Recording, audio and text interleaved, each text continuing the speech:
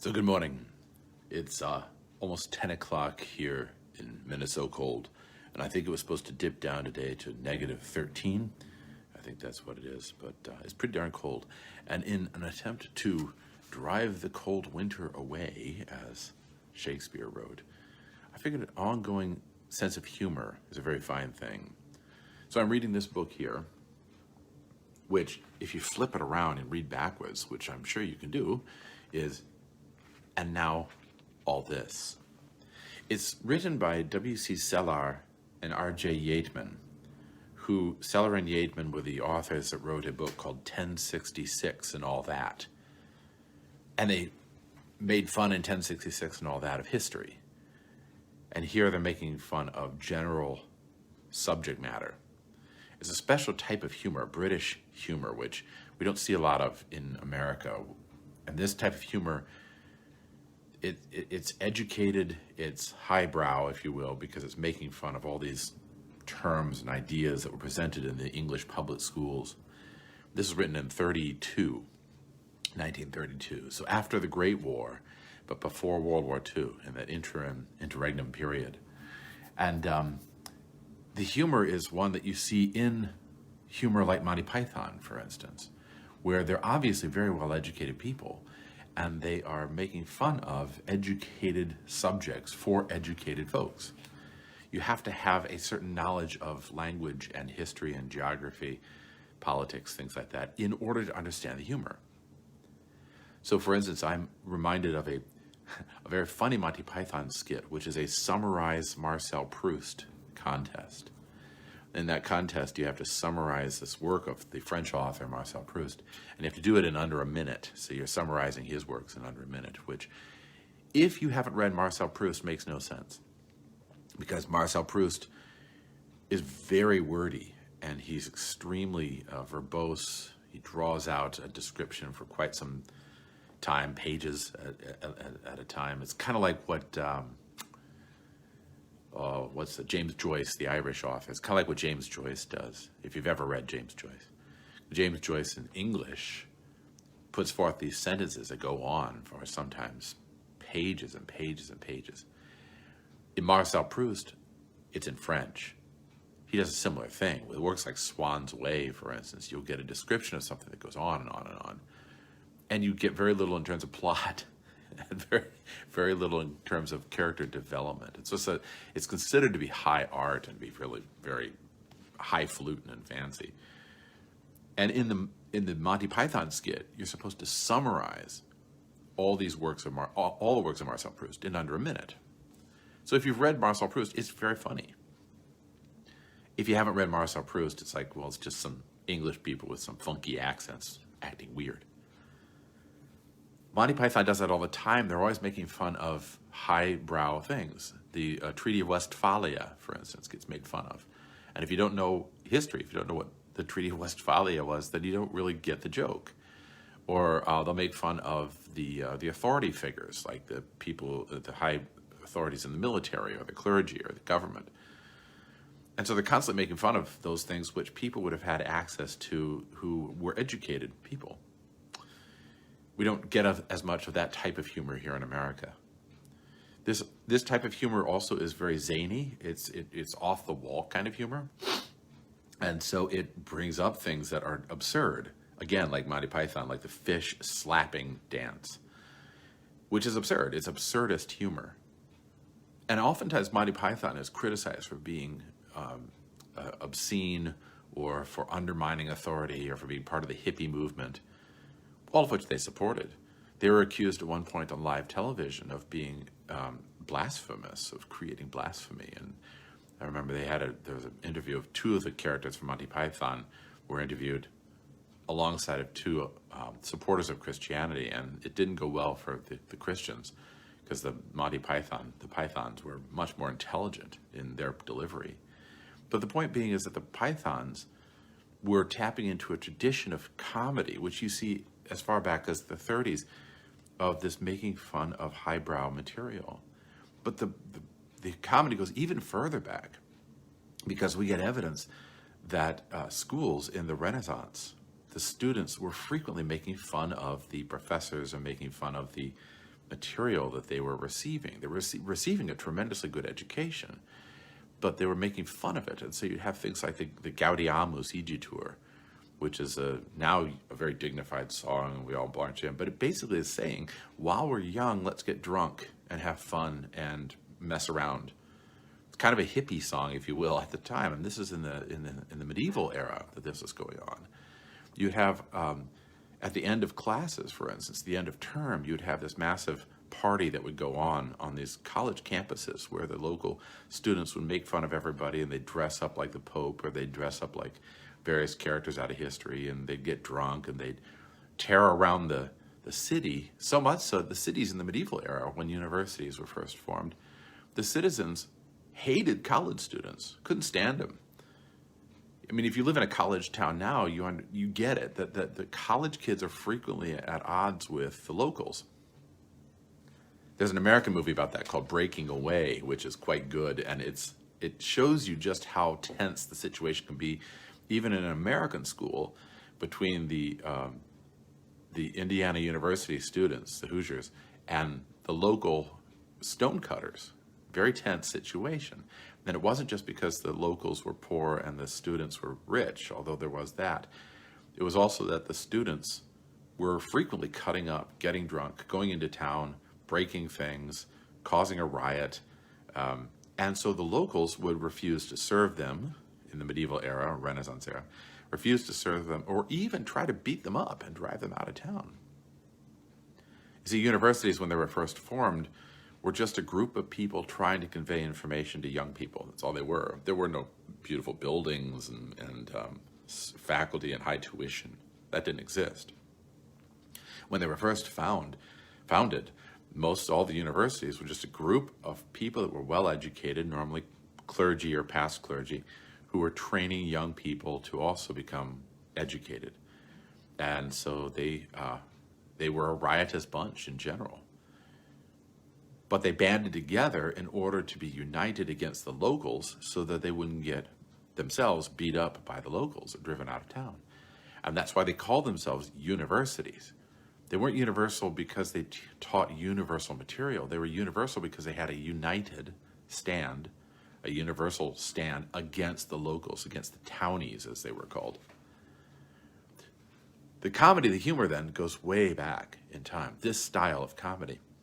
You see it in things like Carmina Burana, which, contrary to our belief, is not originating from Karl Orff. Karl Orff wrote the modernist Carmina Burana in the 20th century, which is, I think, a fine piece of work. But he's drawing from a Latin text, which is actually all the way back to around 1100 AD. It's 1100 AD that was written in the medieval era, making fun of all the things that they were learning. And so in the Carmina Burana, you get songs about getting drunk and having a tryst with a young lady, or making fun of historical points, or making fun of authority figures. Sounds a lot like Monty Python, actually. It's a very similar style of humor. Carmina Burana is also about the changes that occur in life. So the wheel of fortune, you go up to the top of the wheel and you're like, oh, everything's happy. And then you descend to the bottom, you get crushed. And so they have this image in the Carmina Burana of constant rotation, of change of fortune. And Karl Orff played on that, and he literally played on it, ha ha ha. And he made this piece of music that talks about it at the very beginning, O Fortuna Velat Luna, which is as changeable as the moon, right? Don't rely on fortune. And at the end of Karl Orff's piece of music, you've got this tragedy of like, I'm going to put all my eggs in one basket. I'm going to fall in love with a woman and devote myself to beauty. And then you have the crashing of, oh, Fortuna comes back again, because that's not going to be the solution, at least in Karl Orff's mind. But in the original Carmina Burana, you've got all this humor and comedy that goes on, and it's making fun of things, it's undercutting things. I would strongly encourage you, if you get a chance, to look at the Carmina Burana, the original medieval, and just look through some of the things in there, because like a lot of medieval humor, it's very bawdy, it's very racy, and it's very intellectual. It's making fun of intellectual things. You see a lot of that in medieval and Renaissance humor. You know, the Decameron, for instance, or before the Decameron, that's by Boccaccio, Or before the Decameron, you have Chaucer and the Canterbury Tales. You have a lot of that kind of humor in the jongleurs and in the Jolliards, who were the singers at the time that entertained people. You've even got that humor in the singers who were called the troubadours, who sang about love and romance. So this type of humor, it goes way, way, way back. It's not something new that they were inventing, but it certainly is perfected by guys like these guys who wrote this book. This is Sellar and Yeatman, 1066 and all that they wrote earlier. And then they wrote the second set called And Now All This, where they make fun of general knowledge. And they make fun of the textbooks that students have to endure. And if you've ever had to endure a textbook, you know what I'm talking about. Textbooks can be the driest, most boring, stupidest things you could read.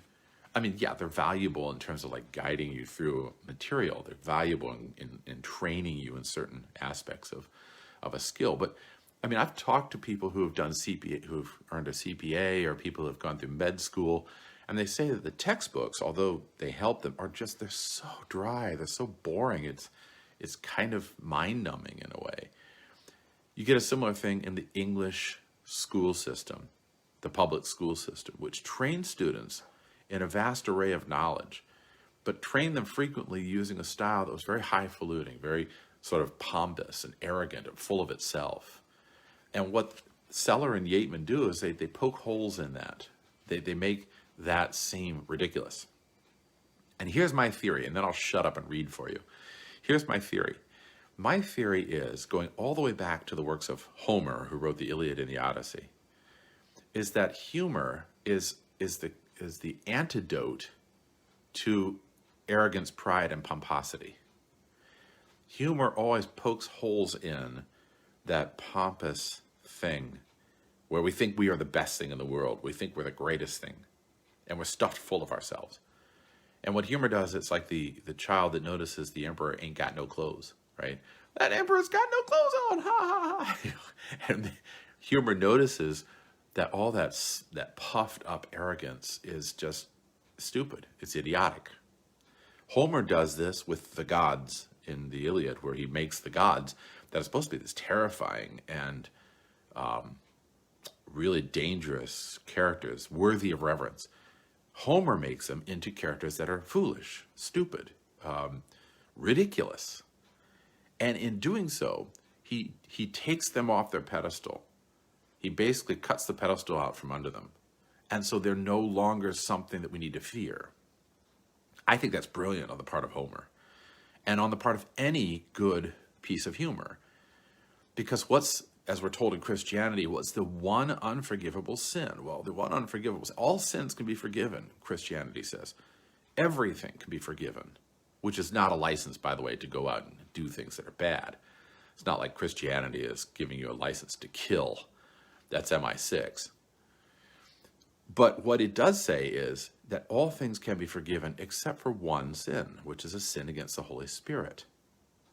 And what does that mean, a sin against the Holy Spirit? What that means is, if you say, I cannot be forgiven, if you say, my sin is so tremendous that God cannot forgive me, or if you say, I am not in need of forgiveness because everything's okay, I'm okay, you're okay, then you can't be forgiven because God will not violate the human heart.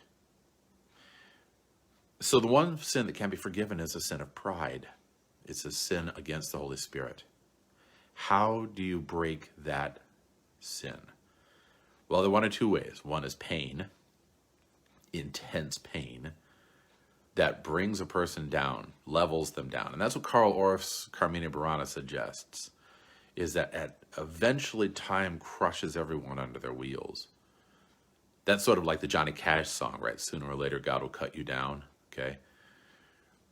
Eventually, pain brings a person, if not by desire, then by exhaustion, they get thrown to the breast of God, which is that great poem, The Pulley, by George Herbert. Exhaustion and pain can drive a person to the breast of God. But an easier and happier and more delightful way is humor. If one can laugh about something, it allows a person to relinquish the control that thing has over them.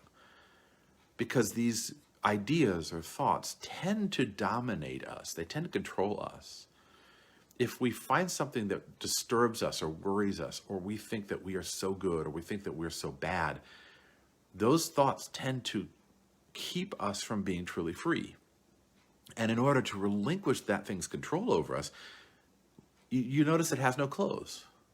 The emperor has no clothes, and it's no longer an emperor. So humor does this thing where it undercuts that stifling control, the mind-forged manacles, as William Blake calls them. It undercuts that so that we no longer are enslaved to the thing, but can laugh at it.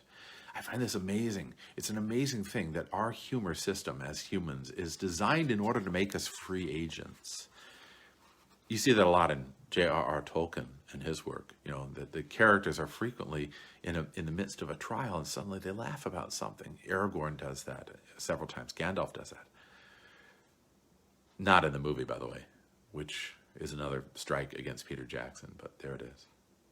So this type of humor, and now all this type of humor is undercutting that pomposity and ridiculousness that academia has, because academics frequently are so full of themselves. Everything they say is important.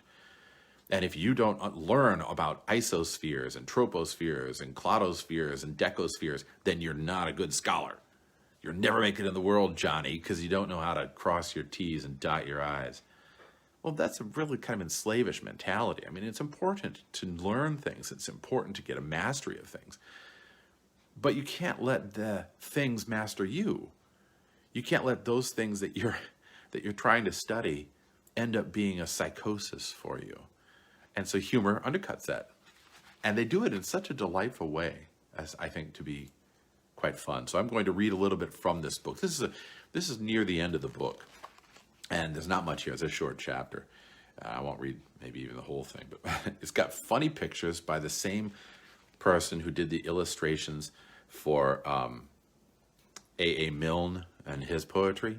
A.A. Milne, who wrote Winnie the Pooh, wrote two books called When We Were Very Young, and then Now We Are Six, which are great collections of poetry. If you get a chance to read them, they're fantastic.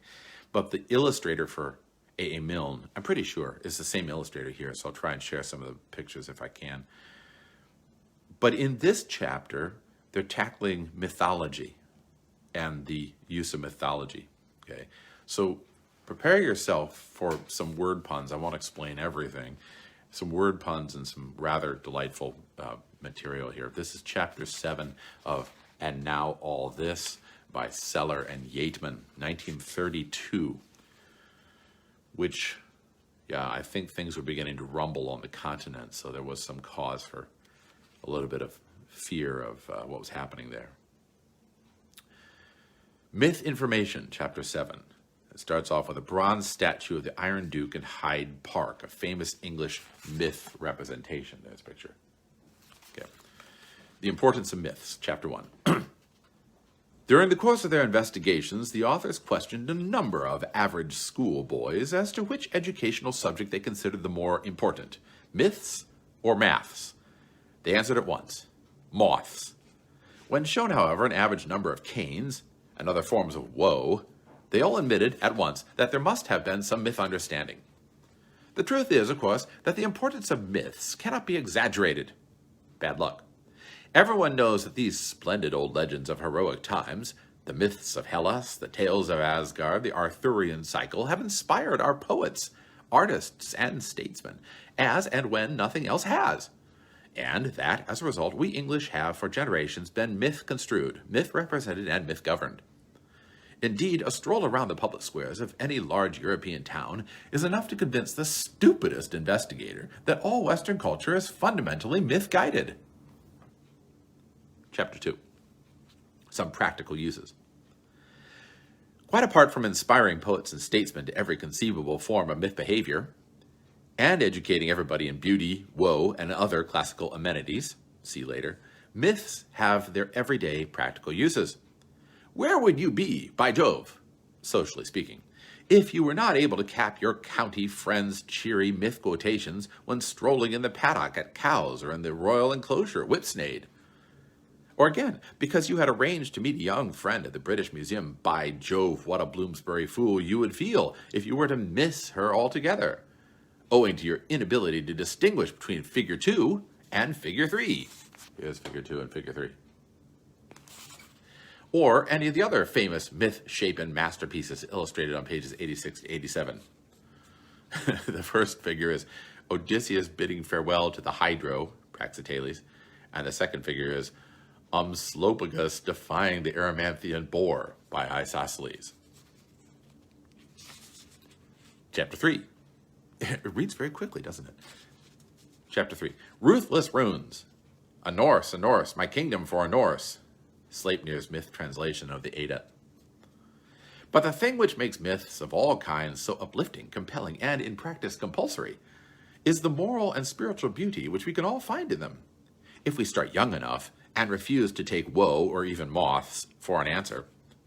Consider the grand old outlandish Viking songs, or sagas about the mythical realm of Asgard, Fishgard, and Mudgard.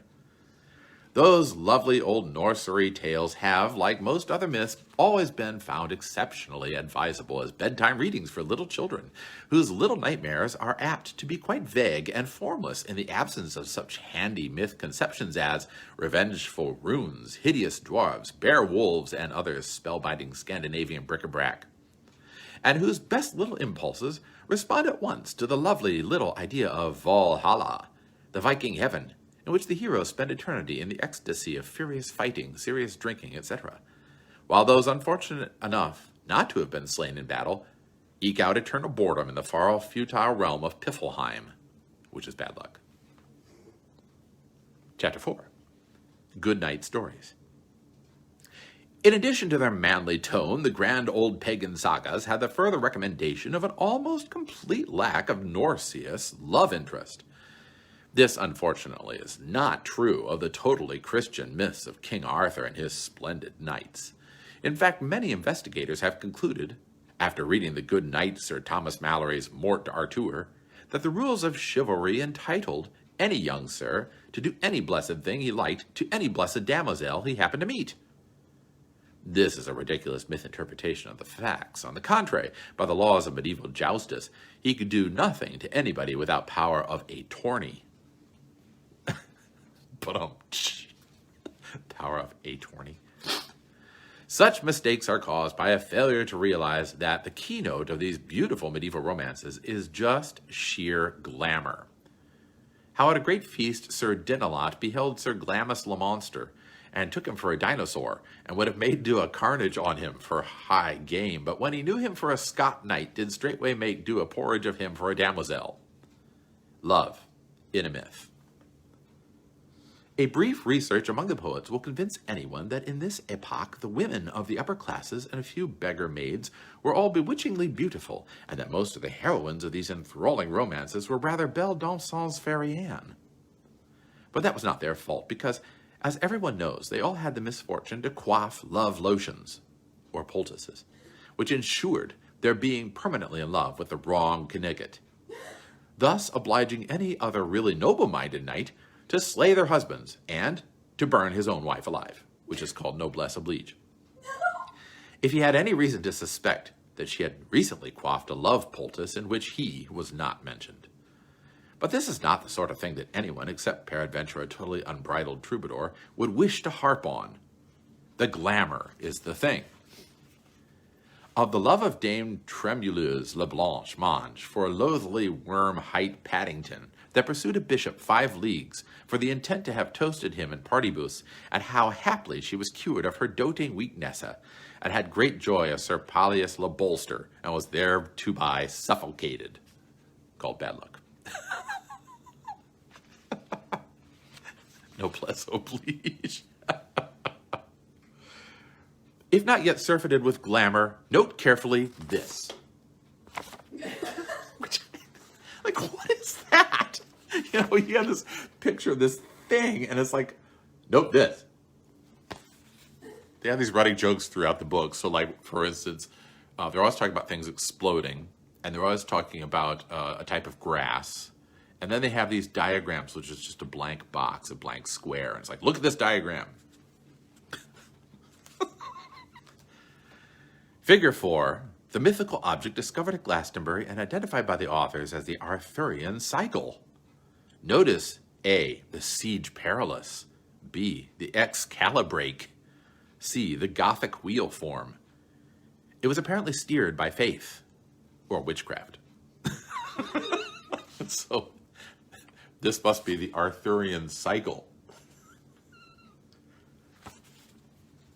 That is so bad. Chapter 5. When Greek meets Greek. Yes, so much for the Arthurian stories. When Greek meets Greek. But for sheer concentrated beauty, glamour, and inspiration, there is nothing like the grand old classical myths of ancient Greek. So here's a picture of this called the Wrath of Achilles.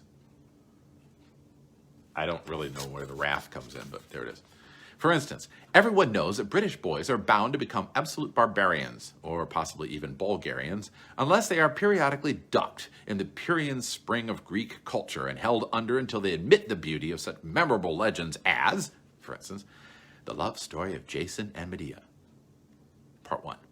Medea, daughter of Aeetes, or Aeetes, king of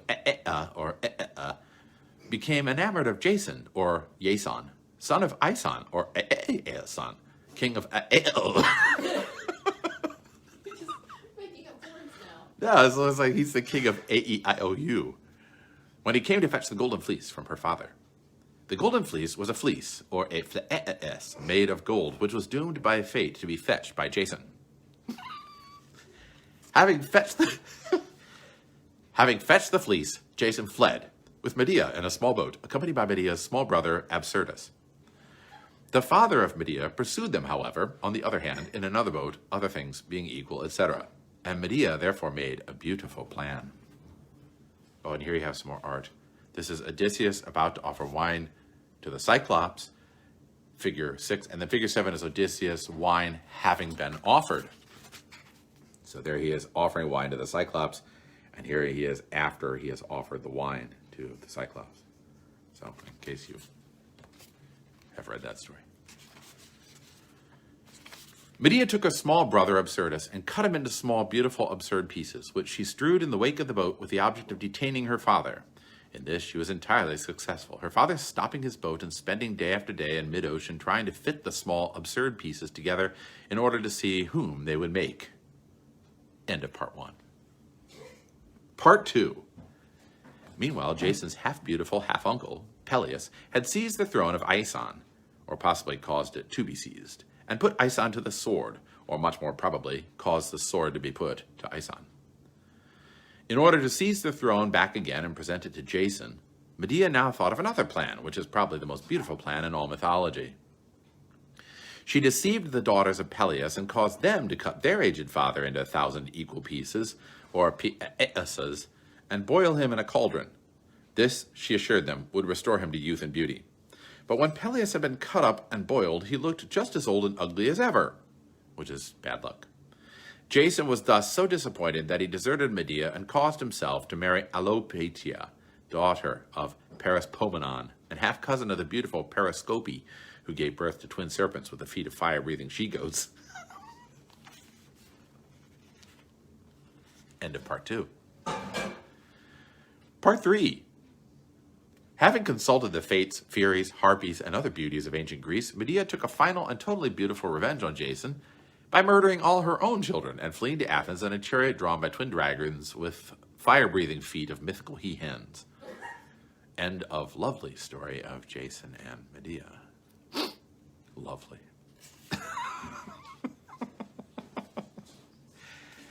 And again, you notice, if you haven't read the story of Jason and Medea or are unfamiliar with it, this makes no sense. It's like, this is the most absurd thing in the world.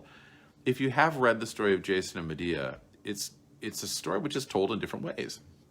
One of the most popular ways at the time was an author who was very dry in her presentation, and so the story was really boring. It was nothing really exciting about it. And they're mimicking that style of writing, which is to present these myths as though they're very serious, sort of academic subject matter. So, yeah, feet of mythical he-hens is not terribly academic or serious, but dang. All right, so if you're bored, you can cut out now because I'm going to start in on the noble story of Perseus. Oh no, he's attacking Perseus. All right.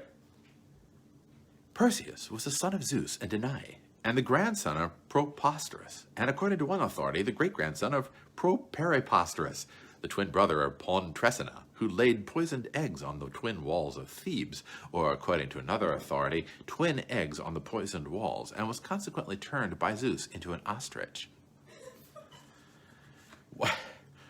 Warned in a dream that he was doomed to perish at the hands of his grandson, Preposterus turned into a bad man and incarcerated Danae and the little Perseus in a very small oracle, which he then hurled into the sea, and which mother and son, or according to a few romantic authorities, the twain, floated helplessly until they were turned into porpoises by Zeus, and finally picked up on the island of Cerberus by Dactyl, an ignorant fisherman, who ignorantly suckled them for 19 years, and was then quickly turned into a geranium by Apollo Bomphiligeronius. Bomphiligeronius. Meanwhile, Pterodactyl, the king of Cerberus, fell in love with Danae, or according to a more cautious authority, became enamored of her. Understood. But not being in the least enamored of Perseus, he sent him away to fetch the Medusa's head, in the hope that it would turn him into something. Happening during the journey to meet the three beautiful daughters of Sago, who happened to have the bodies of savage swans, and one tooth and one eye between them, which they borrowed from one another when they wanted to sing, Perseus seized A, the eye, thus rendering himself invisible, and B, the tooth, thus rendering himself indigestible, and then attacked the Medusa, but discovered that whenever he looked at her, he was turned into a stone, which is bad luck. He therefore looked at her reflection in a mirror and cut that off instead. On his way home, Perseus found a special sort of nymph tied to a rock, and on being told that it was Andromedary, easily untied and married her. The rest of the story is almost unbearably beautiful. Perseus, arriving at Cerberus, turned the wicked king Pterodactyl and all his friends into stone, and compelled the ignorant Dactyl to stop being a geranium and become ignorantly king of Cerberus instead. Finally, he went in pursuit of his grandfather, Preposterus, and according to an excessively beautiful tradition, accidentally smote him to death while hurling the dishcloth at the Olympic Games, in revenge for which the goddess Athena made him immortal every 7 years, and turned him into a twin egg, and compelled Andromedary to marry a twin Diplodocus with the fire-quenching feet of mythical tin hydrants. Nota bene, figure 9 represents a beautiful coin struck in the face of King Euphrates, also believed to be a medal presented to himself by Perseus after he had turned everybody he could think of into stone, the origin of Greek art. So here's the coin with the face of Preposterus on it. And then you'll see there are two figures here, the original stone conjectural off of a piece, and then there's a much better reconstruction by the authors, and they leave space for absolutely splendid reconstruction by the reader here. So here's, based on this piece here, you can see the reconstruction looks like this, of this statue. So you get an elbow and you can remake the whole statue like so. And then here you've got, let's see if I can do this, you've got a better reconstruction of that statue by the authors there, and you have a little space down below where you can draw your own reconstruction based on that elbow, which I think is very handy on their part to do that for us. So, and boy, that's it for myths, because next we go into the truth about birds, which, you know, we all know about birds, so we don't need to bore you with that. But haven't you learned a lot about mythology from that text? Because that's truly enlightening, I think. And now you can go forth and you can be just as preposterous as Pterodactyl was, and live your life happily without any misconceptions. Good luck to you. Keep your chin up, keep your powder dry, and God bless you all.